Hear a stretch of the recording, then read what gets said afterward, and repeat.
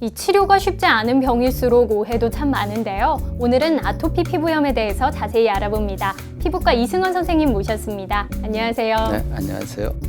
네, 우선 아토피 피부염 어떤 질병인가요? 네, 아토피 피부염은 주로 영유아기에 시작하며 가려움증을 동반하는 만성 재발성 습진성 피부 질환으로서 대개는 성인이 되면서 호전되지만은 악화와 호전을 반복하는 질환이기 때문에 장기간 적절한 관리가 필요한 그러한 질환입니다.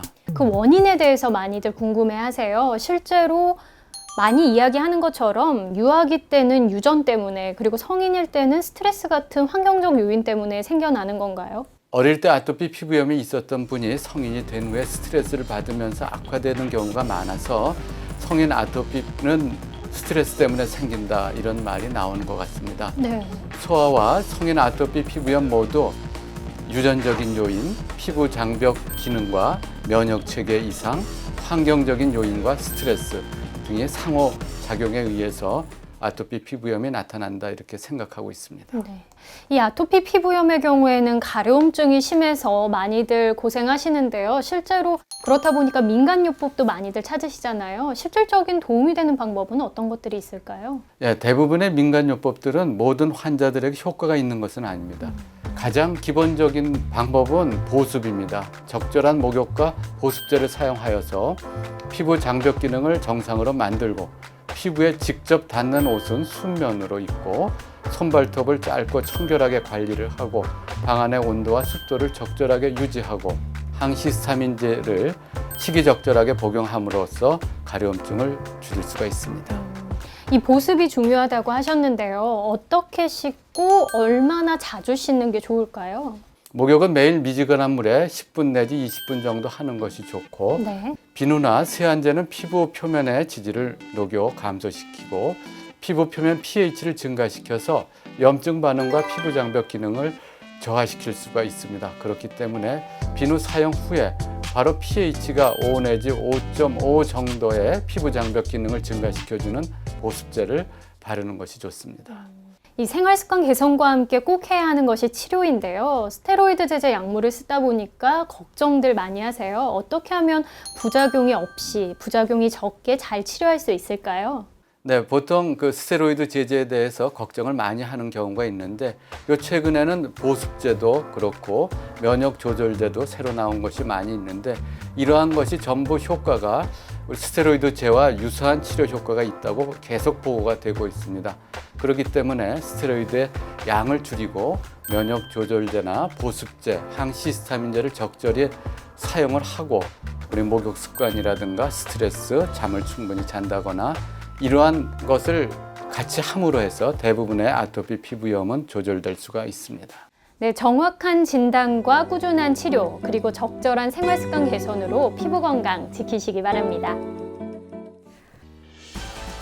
오래 서 있거나 짠 음식을 먹으면 흔히 생길 수 있는 부종. 하지만 정강이를 눌렀을 때 피부가 쑥 들어가는 함효부종과 호흡곤란이 동반된다면 신부전증을, 주로 한쪽 다리가 붓고 부은 다리에 붉은 발색이 생긴다면 신부정맥 혈전증을 의심해 볼 필요가 있다. 부종과 거품료가 동반되고 배뇨 횟수가 줄어들면 콩팥 질환을 의심해 볼 필요가 있다는데, 콩팥이나 심혈관계에 문제가 있다면 저염식 등 건강한 식생활을 실천하고 과체중인 경우 혈관 건강을 위해 체중 조절을 하는 것도 중요하다. 오래 서 있어야 할 때는 혈액순환을 돕기 위해 틈틈이 스트레칭을 하는 것도 좋다는데, 부종의 다양한 원인과 관리법 101세의 프로포즈에서 알려드립니다.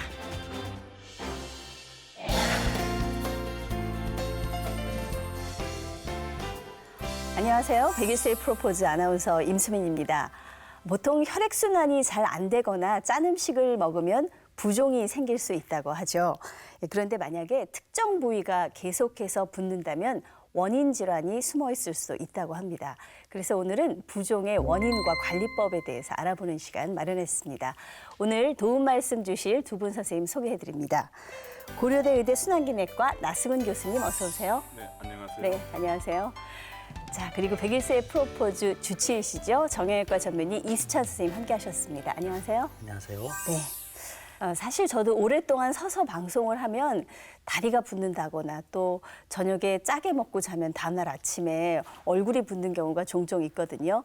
특히 뭐 녹화가 있다거나 그러면 난감할 때가 있는데 교수님, 이렇게 부종이 생기는 원인은 뭘까요? 네, 일단 부종에 대해서 오늘 논의를 하기 전에 부종의 정의를 좀 알려드려야 될 것 같습니다. 네. 몸 안에는 세포가 있고 그 세포와 세포 사이에 간질이 있어서요. 네. 그 평상시에 수분이 세포하고 간질 간의 균형을 이루고 교통을 하고 있다고 이해를 하시면 되고요.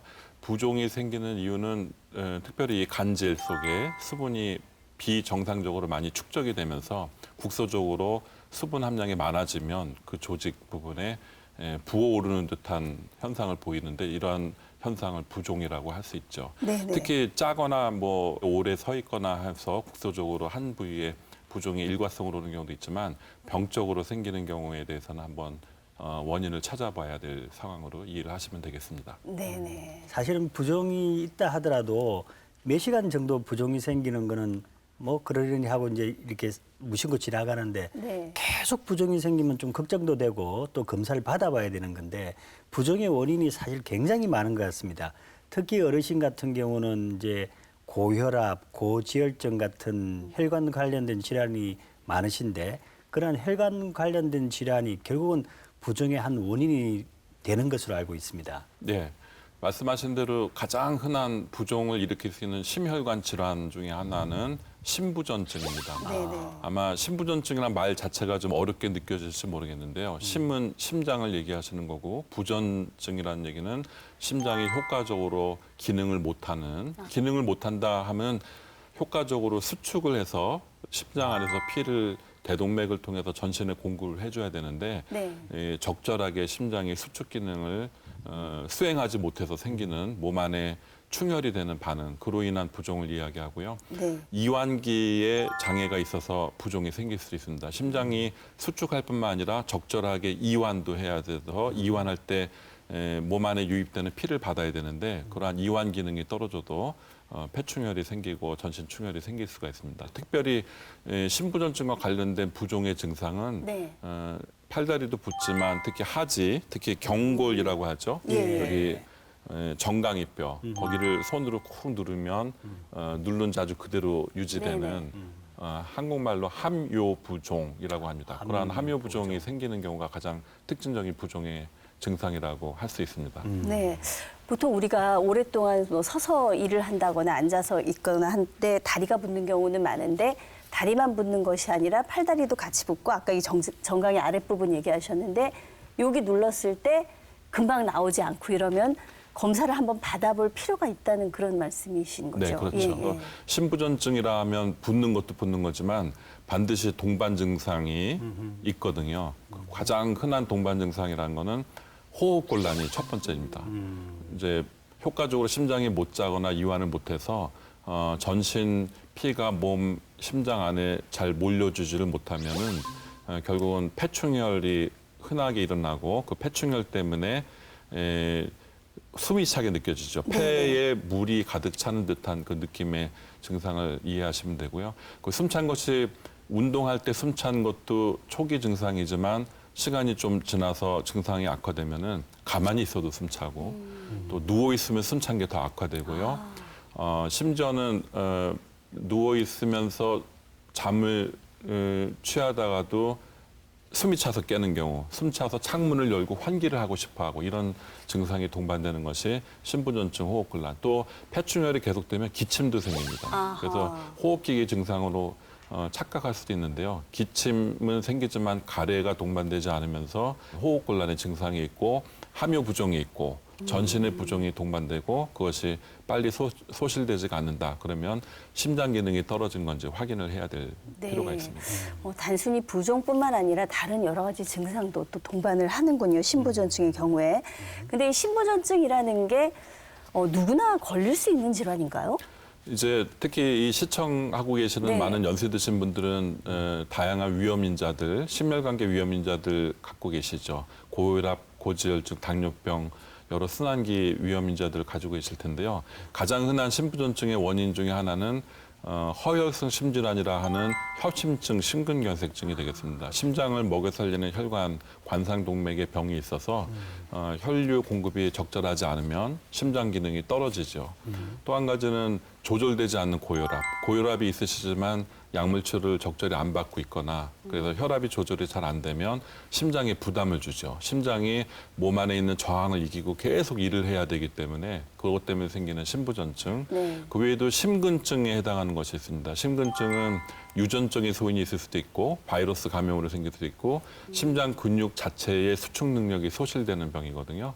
그런 병 때문에 생기거나 또 한 가지는 이제 부정맥이 흔한 것 중에 하나인데요. 심방세동처럼 빠르고 불규칙적인 그런 부정맥이 지속되면서 심장 기능이 점차 떨어지는 경우가 있습니다. 부정맥이라든지 또는 전신 대사, 또 강력한 스트레스, 예. 육체적인 스트레스뿐이 아니고 정신적인 스트레스에서도 스트레스 관련 심근증이 생길 수가 있습니다. 이런 여러 가지 원인들에 의해서 심장 기능이 재기능을 못하면 심부전증이 초래될 수 있는 것이죠. 그렇군요.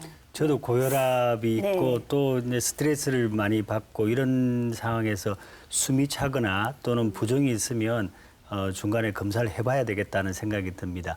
그런데 교수님, 이게 양쪽 다리가 다 붓는 게 아니고 한쪽 다리만 지속적으로 붓는다면 심부전증 말고 다른 혈관 질환을 조금 의심해야 된다는 그런 이야기를 제가 들었습니다. 네, 우리 선생님께서 잘 지적해 주셨는데요. 심부전증을 제외하고 가장 흔한 또 부종 중의 원인 중에 하나가 심부정맥 혈전증이라는 것이 있습니다. 심부정맥 혈전증. 굉장히 어렵죠. 예. 심부는 깊은 곳, 정맥은 피가 심장으로 유입되는 혈관, 그다음에 혈전이라 하면 피딱지. 그러니까 다 이제 이해하시겠죠. 그렇죠. 그 혈전이 심장으로 유입되는 정맥에 발생해서 심장으로 유입될 혈액이 유입이 안 되면 네네. 그 혈전의 하방에 있는 쪽에 있는 혈관 수분이 그대로 정체돼 있겠죠. 예. 심장 안에 유입이 못 되니까 그렇게 생기는 혈전증은 심부정맥 혈전증이라 하고요. 심부정맥 혈전증은 심장에 직접 유입되는 중요한 정맥 혈류라서 네네. 거기에 혈전증이 생기면 다리 붓는 것 말고도 그 혈전이 떨어져 나가서 오른쪽 심방 심치를 통해서 폐 동맥에 가서 박혀서 생길 수 있는 폐 동맥 색전증도 생길 수가 있는데 그럴 경우에는 생명을 위협할 수도 있습니다.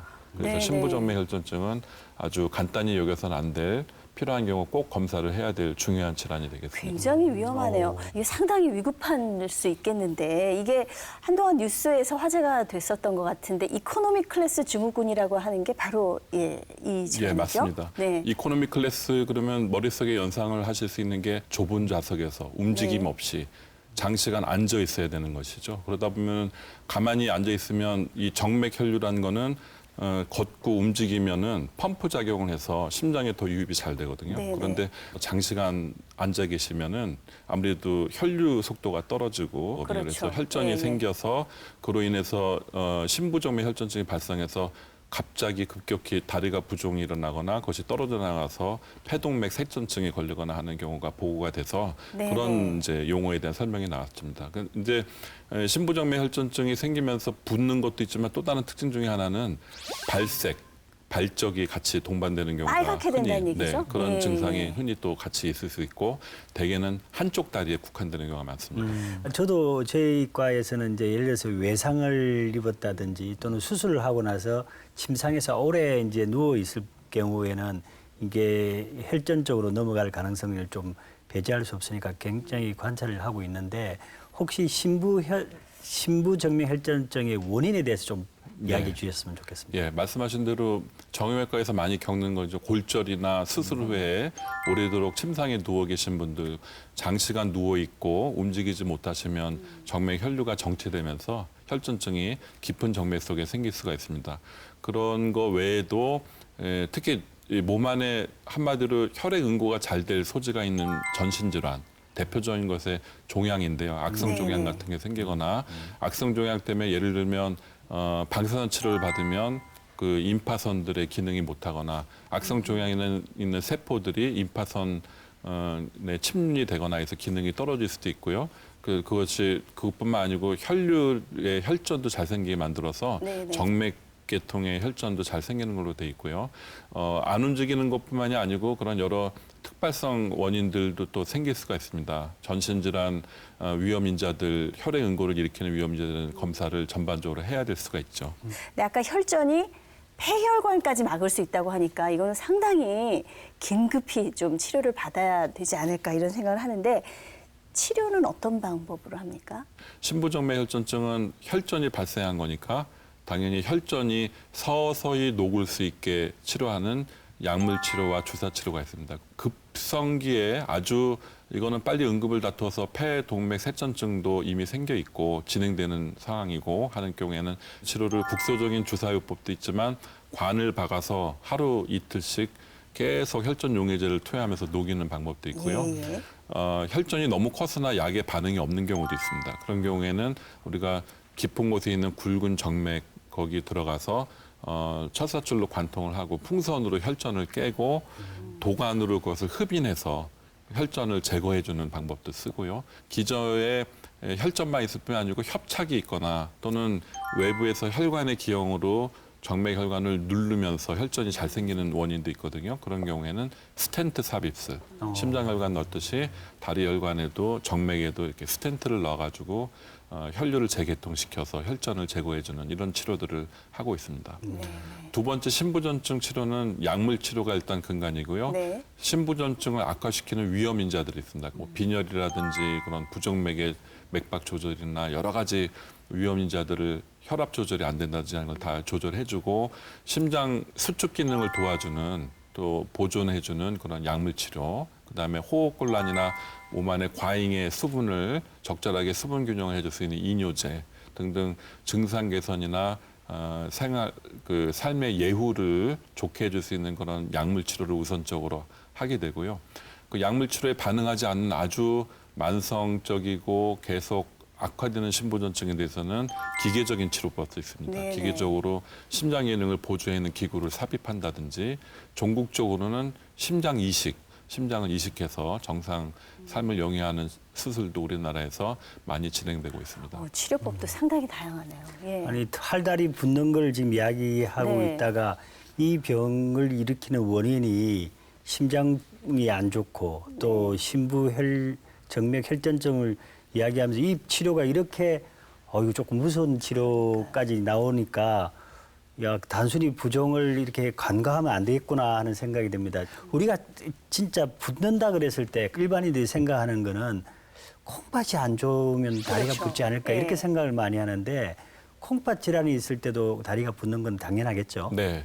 내과에서로서 뭐 콩팥 질환에 대해서 일반적인 거를 시청자들께 알려드리면 피하 조직이 얇은 눈 주위라든지 얼굴, 팔다리 이런 데 붓는 것이 콩팥 기능이 떨어지면 붓고 특히 콩팥 기능이 안 좋으면 예를 들면 단백뇨가 있으면 소변에 거품이 많이 날 수 있고요. 예. 또 콩팥 기능이 떨어져서 소변을 거르는 기능이 떨어지면 소변을 가는 횟수가 준다든지 또 소변 보는 양이 준다든지 또 소변 양이 주니까 농축돼서 아주 진한 소변 색깔로 간다든지 이렇게 소변 관련 증상이 있고 뭔가 이렇게 전신 부종이 쉽게 사라지지가 않고 짜고 이런 음식을 먹거나 또는 오래 서 있거나 하면 남들보다 더 쉽게 붓고 이러한 특징들이 있습니다. 그래서 그런 증상이 해결이 안 되실 경우에는 꼭 콩팥 기능 검사를 같이 하셔야 되죠. 예. 이 혈액순환 문제로 인해서 부종이 생기는 경우 치료도 중요하지만은 생활습관 개선이 굉장히 중요하겠어요. 예. 네. 오래 앉아 있거나 오래 서 있는 직업인 경우에 중간중간에 자세 변화를 해서 자꾸 정맥, 동맥, 혈류 순환을 좋게 해주시는 생활 습관을 드시는 게 좋고요. 오래도록 서 있는 직업일수록 규칙적인 운동을 권합니다. 그래서 규칙적으로 상식적인 선에서 주 3회 이상 유산소 운동이죠. 30분 이상 땀이 잠깐 날 정도로 빨리 걷기 그 정도만 하셔도 훨씬 순환 계통에 도움이 될 수 있어서 적절한 운동과 식이요법을 하는 것이 이 병의 예방에 특히 중요하다고 할 수 있겠습니다. 근데 제가 제 주변에서 이 부종 때문에 고생하시는 경우에 의료용 압박 스타킹 신는 경우를 봤거든요. 근데 흔히 왜 저희가 꽉 끼는 청바지, 특히 젊은 여성들 많이 입는데 꽉 끼는 청바지 입으면 혈액순환에 방해를 준다 이런 얘기를 들었는데 아니 저는 의료용 압박 스타킹도 분명히 조이는 걸 텐데 이건 어떻게 치료에 도움을 줄까 이런 궁금증이 늘 있었거든요. 네, 좋은 예. 질문이신데요. 일반적인 꽉 조이는 옷은 전체적으로 조이기 때문에 힘이 드는데 네. 의료용 압박 스타킹은 아랫부위는 더 조이고요. 위는 조금 더 느슨하게 해줍니다. 그래서 밑에 서 있는 부종을 짜주고 위로는 정면 유입이 좀 더 잘 되는 쪽으로 그렇게 고안이 돼 있거든요. 그래서 더 좋은 기능적인 치료를 하는데 도움이 될 수가 있습니다. 아, 그러니까 이제 아래를 조여주고 상대적으로 조금 더 위는 느슨하니까 느슨하고, 네. 혈액이 오히려 심장으로 그렇죠. 더 잘 가겠네요. 네. 예. 아, 오늘 저희가 부종에 대해서 살펴보고 있습니다. 부종 관련해서 이 밖에도 궁금한 점들 많으실 텐데요. 오늘도 친절한 진료실 시간 준비했습니다. 먼저 질문 살펴볼까요? 첫 번째 질문입니다. 사우나 또는 반신욕을 하면 부종을 완화하는 데 도움이 된다고 하던데 실제로 효과가 있는지 궁금해하시는 분들 계셨습니다. 다음으로 붓기가 있을 때 차가운 숟가락이나 빈병으로 가볍게 마사지를 하면 붓기를 가라앉히는 데 도움이 된다고 하던데 정말 그런지 질문 주신 분들 계셨습니다. 마지막으로 늙은 호박을 먹으면 부종 완화에 도움이 된다고 하던데 실제로 도움이 되는지 혹시 다른 부작용이 생기진 않을지 궁금해하시는 분들 많았습니다.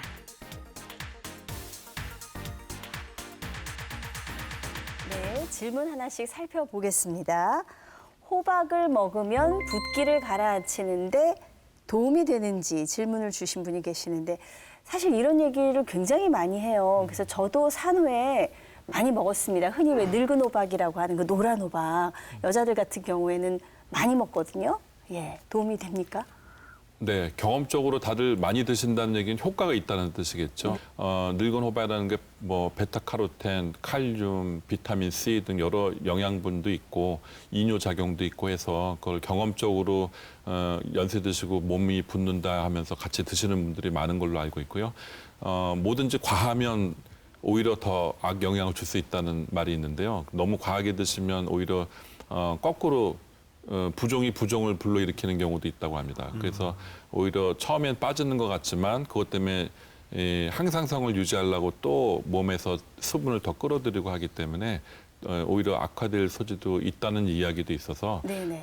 적당하게 드시는 건 좋지만 더군다나 그런 어르신들 중에 많은 분들이 당뇨병이 있으신 경우에는 당분 섭취가 갑자기 더 많아지면서 혈당 조절에 실패하는 경우도 있기 때문에 균형 있게 적소에 적당량만 드시는 것을 추천드리는 바입니다. 저 아는 분은 붓기 빼려고 호박을 열심히 드셨는데 붓기는 빠졌는데 살이 쪘다고. 아, 당뇨 그러시더라고요. 성분, 예. 혈당 성분이 올릴 수 있으니까 아무래도 많이 칼로리가 드시면. 증가할 수 있는 예. 그런 상황이 되니까 결국은 뭐 체중 증가도 영향이 있을 수 있겠죠. 네, 네. 찬 숟가락으로 얼굴 그다음에 여기 대는 빈병, 거, 눈에, 예. 빈병으로 마사지하는 거 이게 정말 도움이 될까요?